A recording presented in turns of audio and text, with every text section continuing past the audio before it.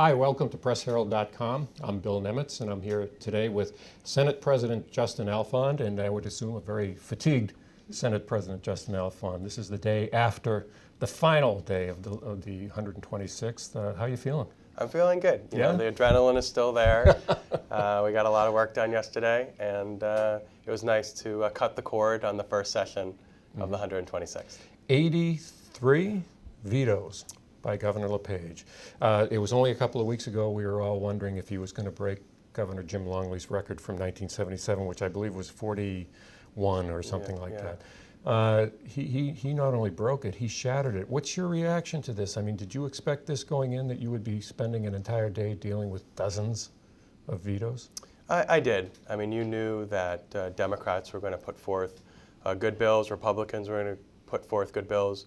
We worked these bills. A lot of these bills had been unanimous out of committees, votes in both chambers, unanimous, but the governor finds one or two things that he doesn't like, and we saw the Republicans decide yesterday on most of the vetoes to follow the governor. And it's unfortunate because it really takes away from a lot of the bipartisan work that we did so well together. Well, what I'm hearing them say is that these vetoes were the result of, I think it was hyper-partisanship by the liberal Democrats.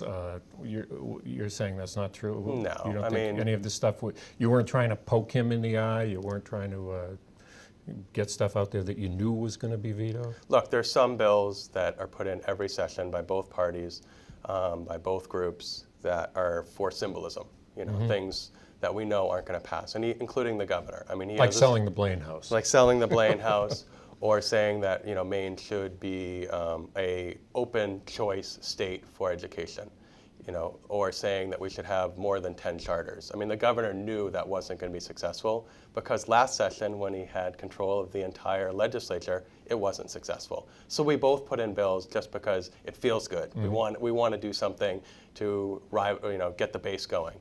But a lot of the bills that were vetoed out of the 80 plus, you know, they weren't that. They were good common sense bills put in by both Republicans and Democrats that got vetoed yesterday, and it's unfortunate, but it's his decision, and people have to go back home and explain why they voted for something once and then change their vote because of a governor's veto.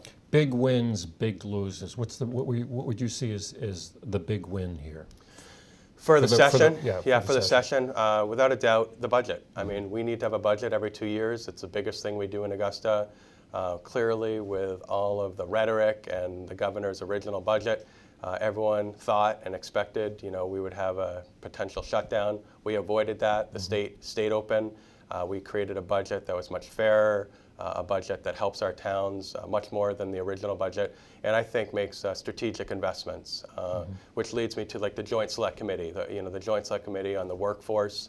That was something that both Democrats and Republicans came together and really highlighted some of the needs of our employers in the state of Maine, working with our colleges, working with our unions, working with businesses. It's not a lot of times that you can say all those groups together, working together, and the Joint Select Committee on Workforce did that. Big losses, big losses.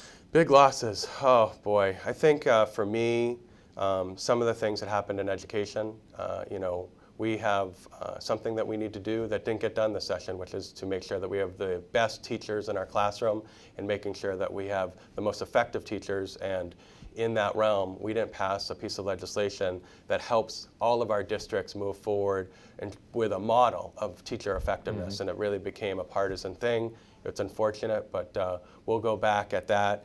And then I think another big loss, at least for me, and I think for the Democrats, is not accepting the federal dollars. I mean, what a huge loss. You're talking about Maine Care. Maine Care. I mean, we're talking close to $1 billion of investment into our state, over 3,000 jobs. We're talking about 70,000 people getting basic health care. What a loss, what an economic driver this could have been, and it was the moral thing to do. Some have said that you misplayed that one, that the Democratic majority misplayed it by at first linking it to the hospital debt payment, and then when that fell to a governor's veto, splitting the two apart and kind of leaving Maine Care or Medicaid hanging out there by itself.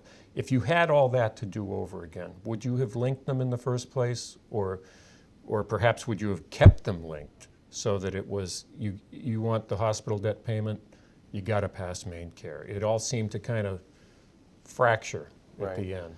So I wouldn't have played it any differently, and this is the reason why. We knew we had to pay back our hospitals, but we also knew that we needed to have a big, comprehensive discussion about how we control the cost of healthcare and how we move forward with the federal exchange and how we move forward with accepting these dollars. So we wanted to have a bigger discussion. We felt like they had to come together as one to make sure that as we pay off our final debt to the hospitals, which we did together, we also have a bigger conversation of making sure we don't end up in the same place in 2 or 3 years. We learned a lot by that unified bill. We heard all the arguments, and when we came back the second time, we worked with Republicans across the aisle to come up with amendments that we got within 4 votes. Senator Cates, Yes, Senator example. Cates, Yeah. you know, the amendments that I and Senator Goodall and others worked on with him, you know, we came within 4 votes, 1 vote in the Senate and 2 votes in the House. So you think this thing's good, looking good for the second session? We'll bring it back, and we're going to be working with the State Chamber of Commerce and those legislators that were very close to saying yes, and we're going to go at it again. I mean, basic health care for the state of Maine for 70,000 people is too important to just say, you know, we lost and we're going to, you know, leave it behind. What do you do now?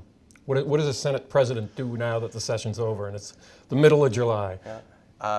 Say hello to my family again. Play golf. Yeah, play a little golf. Yeah. You know, now we turn into the fundraising season. I mean, we start really here we go. making sure that we're looking at 2014. Election for 2014. That's right. It's on top of you. Well, that's all we have now. Senate President Justin Alfond. Thanks, Thanks Bill. for coming in, and thanks for joining us.